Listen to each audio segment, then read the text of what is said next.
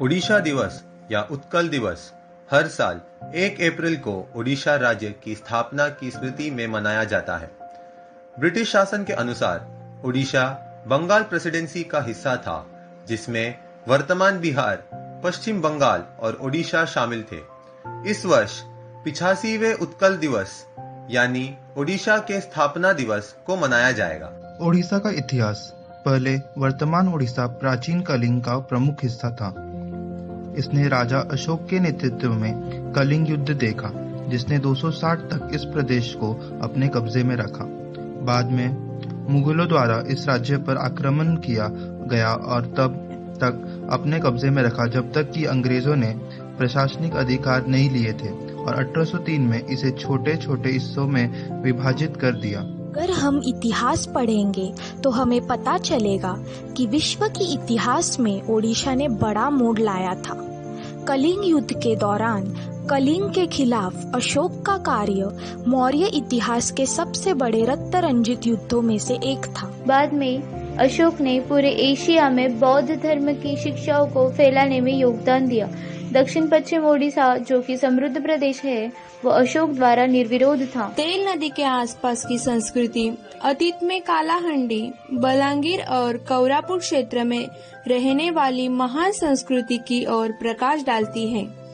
तेल घाटी के खोज धन के अनुसार लगभग 2000 साल पहले इस भूमि पर सभ्य, शहरी और सुसंस्कृत लोग रहते थे और इसकी राजधानी असुरगढ़ थी। वास्तव में कालाहंडी, कोरापुट और बस्तर के साथ रामायण और महाभारत में वर्णित कंतारा का हिस्सा था। 4वीं शताब्दी में इस क्षेत्र को इंद्रवन के रूप में जाना जाता था, जहाँ से कीमती जवाहरात और पत्थर मौर्य युगीन इतिहास में एकत्र किए गए थे।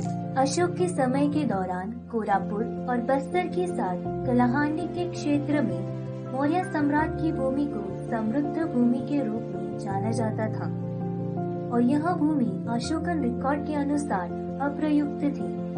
ईसाई युग की शुरुआत के दौरान इसे महावन के रूप में जाना जाता था। 4वीं शताब्दी में वैद्यराज महाराज महाक्रांतारा का शासक था, जिसमें कालाहांडी, अविभाजित कोरापुट्टा और बस्तर क्षेत्र शामिल थे। महाक्रांतारा की राजधानी असुरगढ़ थी।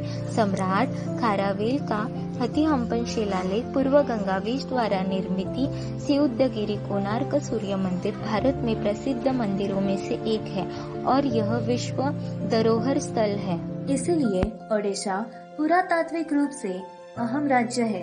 पश्चिम और उत्तरी जिले बंगाल राज्य का हिस्सा बन गए, जबकि तटीय क्षेत्र बिहार और उड़ीसा के रूप में। प्रमुख नेताओं के अंत तक 3 दशकों की क्रांति के बाद ओडिशा राज्य बिहार से अलग हो गया और 1 अप्रैल 1936 को एक अलग प्रांत बन गया। नवगठित उड़ीसा में कटक, पुरी, बालेश्वर, संबलपुर, कोरापुट और जंगम जैसे 6 जिले शामिल थे। प्रांत की राजधानी कटक थी। गवर्नर पद की शपथ सर जॉन हबक ने ली और वो उड़ीसा प्रांत के पहले गवर्नर बने। इस दिन आसमान में पटाखों की खूब आतिशबाजी होती है। आतिशबाजी की प्रतियोगिताएं भी होती है। राज्य में हर जगह विभिन्न सांस्कृतिक कार्यक्रम आयोजित किए जाते हैं।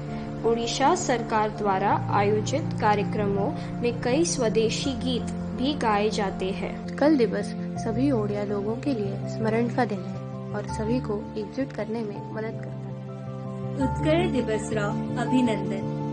Happy Odisha day.